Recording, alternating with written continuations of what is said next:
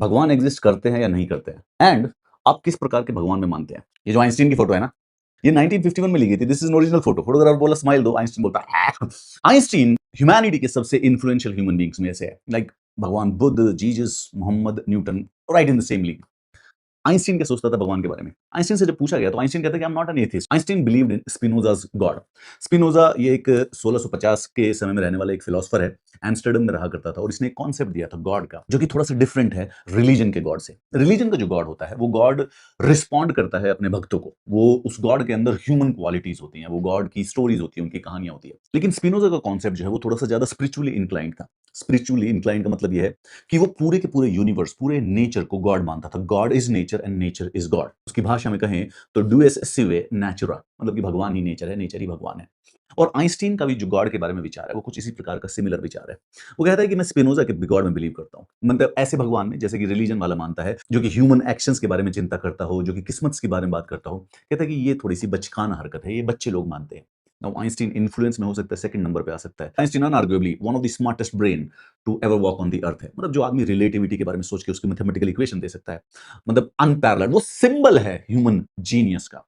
उसका कहना है ह्यूमन इंटेलेक्ट जो है वो गॉड को कंसीव नहीं कर सकता है, बट उसके बावजूद भी जो सारे का सारा हमारे चारों तरफ जो ये कॉस्मोस है, जो ये यूनिवर्स है, ये इतना अमेजिंग है that it tells something inside me. मुझे कुछ अमेज्ड, कुछ सेक्रेड फील होता है। तो इस पूरे के पूरे यूनिवर्स में वो अंडरलाइंग सेक्रेडनेस जो है, that is for the lack of a better word something which is called as God. तो वो अपने आप को एथिस्ट ना कह के वो एक प्रकार से अपने आप को एग्नोस्टिक कहता है। सो मैं एथिस्ट नहीं हूं, पर मैं रिलीजियस नॉन बिलीवर हूं, किसी प्रकार के रिलीजन में नहीं मानता। मैं सिर्फ उस प्रकार के गॉड में मानता हूं जो हम इस चारों तरफ जो ये कैओस है, लेकिन उस कैओस के बीच में वो जो हार्मनी है, कहीं से वो दर्शाता है कि कुछ कुछ पीछे सेक्रेड है। इसलिए नहीं कि क्वेश्चन के साथ कोई प्रॉब्लम है। द प्रॉब्लम इज दैट कि ह्यूमन माइंड इतना केपेबल नहीं है कि हम कंसीव कर सके गॉड होता है क्या नहीं होता है। सो द प्रॉब्लम जो है वो टू वास्ट है for our limited minds, which is a logical thing to do if you think about it. देखो जो थ्योरी ऑफ रिलेटिविटी होती है, या E is equal to mc square होता है, या जो टाइम और स्पेस का जो कनेक्शन होता है, उसको सब लोग नहीं समझ सकते थे। उसको सिर्फ और सिर्फ आइंस्टीन समझ सकता था। मतलब ये एक लेवल का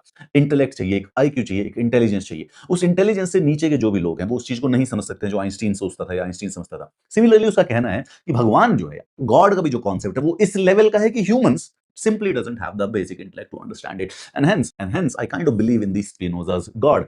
मतलब कि एक ऐसी चीज जो कि इनकॉम्प्रिहेंसिबल है, जिसके बारे में कुछ कहा नहीं जा सकता। मेरा माइंड और मेरा दिल जो है इस पूरे के पूरे वर्ल्ड को कॉम्प्रिहेंड नहीं कर पा रहा है, बट मेरे अंदर किसी प्रकार का ग्रेटिट्यूड है, और उसी ग्रेटिट्यूड को और उस अमेजमेंट को, उस ऑ टुवर्ड्स दिस नेचर, बस उसी को मैं गॉड वर्ड से यूज करना चाहता हूँ। So the smartest man on the earth believed in the Spinoza's God. What do you believe?